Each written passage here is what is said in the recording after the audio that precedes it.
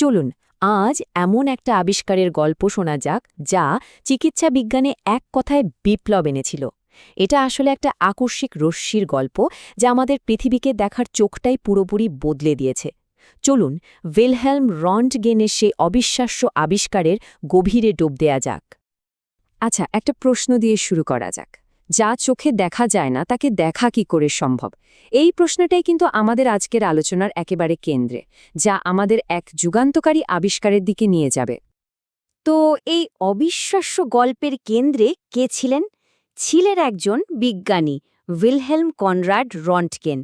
ইনি সেই মানুষ যার অদম্য কৌতূহল আর উপরস্থ মানবজাতির ইতিহাসকেই বদলে দিয়েছিল।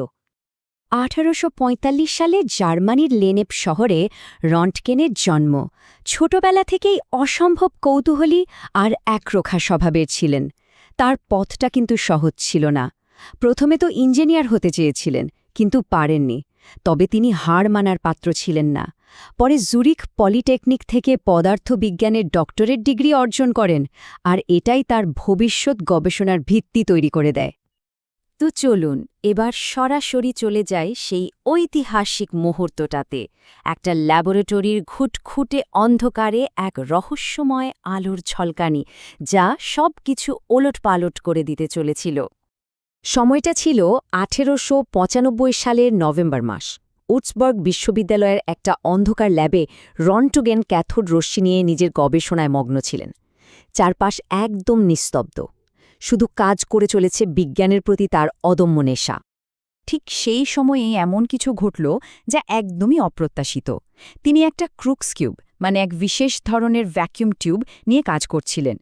টিউব থেকে যাতে বিন্দুমাত্র আলোও বাইরে না আসে, সেজন্য তিনি সেটাকে মোটা কালো কাগজ দিয়ে পুরোপুরি ঢেকে দিয়েছিলেন। কিন্তু হঠাৎই তার চোখে পড়ল একটু দূরে রাখা একটা ফ্লুরোসেন্ট স্ক্রিন থেকে কেমন যেন একটা সবুজ আভা বেরোচ্ছে। তিনি সাথে সাথেই বুঝলেন নিশ্চয়ই কোনো এক অজানা অদৃশ্য রশ্মি ওই মোটা কালো কাগজ ভেদ করে চলে যাচ্ছে। তো এই রহস্যময় রশ্মির কি নাম দেবেন তিনি? যেহেতু এর পরিচয় তখনও অজানা, তাই গণিতের সে অজানা চলক এক্স থেকেই তিনি এর নাম দিলেন এক্স রে। আর দেখুন, এই নামটাই কিন্তু ইতিহাসে পাকাপাকিভাবে থেকে গেল। কিন্তু এই অজানা রশ্মিটা ঠিক কি করতে পারে? রন্টগেন ঠিক এটাই পরীক্ষা করতে চাইলেন। আর তিনি যা করলেন তা চিকিৎসা বিজ্ঞানের ইতিহাসে এক নতুন অধ্যায়ের সূচনা করল। চলুন দেখি সেই যুগান্তকারী ছবিটা। দিনটা মনে রাখবেন, 1895 সালের 22শে ডিসেম্বর। বিজ্ঞানের ইতিহাসে এই তারিখটা সোনার অক্ষরে লেখা থাকবে, কারণ সেদিনই প্রথমবার অদৃশ্যকে দেখার দরজাটা খুলে গিয়েছিল। হ্যাঁ, ঠিক ওই দিনই তোলা হয়েছিল মানব ইতিহাসের প্রথম মেডিকেল এক্স রে ছবিটা। এক অবিশ্বাস্য মুহূর্ত যা চিকিৎসা বিজ্ঞানের গতিপথকে চিরদিনের জন্য বদলে দেয়। আর ছবিটা কিসের ছিল জানেন? তার নিজের স্ত্রীর হাতের। ছবিতে তার হাতের হাড়গুলো তো স্পষ্ট দেখা যাচ্ছিলই, এমনকি আঙুলে পড়া আংটিটাও পরিষ্কার বোঝা যাচ্ছিল। ভাবা যায়, কোনো ছুরি কাঁচি ছাড়াই একেবারে অক্ষত অবস্থায় শরীরের ভেতরের ছবি। এই আবিষ্কার তো রন্টগেনকে রাতারাতি বিশ্বজোড়া খ্যাতি এনে দিল। কিন্তু তিনি ছিলেন অন্য ধাতুতে গড়া একজন মানুষ। তিনি চাননি এই আবিষ্কার শুধু তার একার হয়ে থাকুক, বরং তিনি এটিকে পুরো মানব জাতির জন্য এক উপহার হিসেবে দেখেছিলেন। তার এই মহানুভবতার আর কাজের স্বীকৃতি আসতেও দেরি হল না।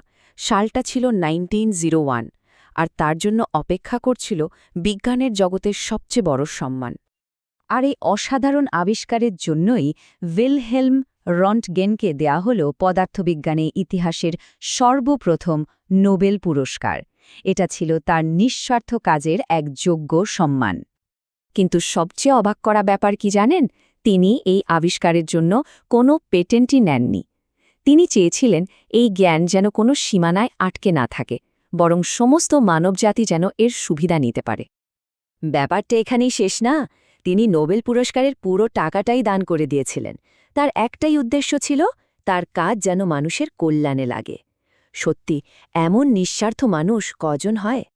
তবে যে কোনো বড় আবিষ্কারের মতোই এক্স-রেরও একটা মুদ্রার অপর পিঠ ছিল, একটা অন্ধকার দিক যা ধীরে ধীরে সবার সামনে আসতে শুরু করে। চলুন এর আলো আর ছায়া দুটো দিকেই নজর দেয়া যাক। একদিকে এক্স-রে চিকিৎসা বিজ্ঞানে তো বিপ্লব এনে দিয়েছিল। ডাক্তারদের এক কথায় শরীরের ভেতরে দেখার ক্ষমতা দিয়েছিল। কিন্তু অন্যদিকে এর মারাত্মক বিকিরণ যে কতটা ক্ষতিকর তা তো তখন কেউ জানতই না। এর ফলে শুরুর দিকে অনেক গবেষক আর ডাক্তারই অসুস্থ হয়ে পড়েন। দীর্ঘ সময় ধরে বিকিরণের সংস্পর্শে থাকায় তাদের অনেকেরই ত্বকের সমস্যা থেকে শুরু করে ক্যান্সারের মতো মারাত্মক রোগও দেখা দেয়। কিন্তু সেই অন্ধকার দিকটা সত্ত্বেও রন্টগেনের আবিষ্কারের প্রভাব আজও আমাদের জীবনের প্রতিটা ক্ষেত্রে ছড়িয়ে আছে। আজকের আধুনিক চিকিৎসা, দাঁতের ডাক্তার, এয়ারপোর্টের নিরাপত্তা, এমনকি বিভিন্ন শিল্পক্ষেত্রেও এক্স-রে ছাড়া চলেই না। আর এর ওপর ভিত্তি করেই তো পরে সিটি স্ক্যান এবং রেডিওগ্রাফির মতো উন্নত প্রযুক্তির জন্ম হয়েছে। এত বড় একজন মানুষ, কিন্তু তার জীবনের শেষটা ছিল বেশ নিঃসঙ্গ। ১৯১৯ সালে স্ত্রীর মৃত্যুর পর তিনি আরও একা হয়ে পড়েন। শেষমেশ ১৯২৩ সালের ১০ই ফেব্রুয়ারি ৭৭ বছর বয়সে অন্ত্রের ক্যান্সারে তিনি মারা যান। তাহলে দেখুন, একটা ল্যাবের অন্ধকারে ঘটে যাওয়া একটা সামান্য ঘটনাই কিন্তু শেষ পর্যন্ত কোটি কোটি মানুষের জীবন বাঁচানোর কারণ হয়ে দাঁড়ালো। রন্টগেন আসলে প্রমাণ করে গেছেন, বিজ্ঞান শুধু আমাদের কৌতূহল মেটায় না, এটা মানবতার সেবার সবচেয়ে বড় হাতিয়ারও হতে পারে। আর এখানেই তো প্রশ্নটা জাগে, তাই না? আমাদের চারপাশের সাধারণ ঘটনার আড়ালে এমন আর কত অসাধারণ আবিষ্কার লুকিয়ে আছে কে জানে, হয়তো কোনো একটা ছোট্ট ভুলের অপেক্ষায়।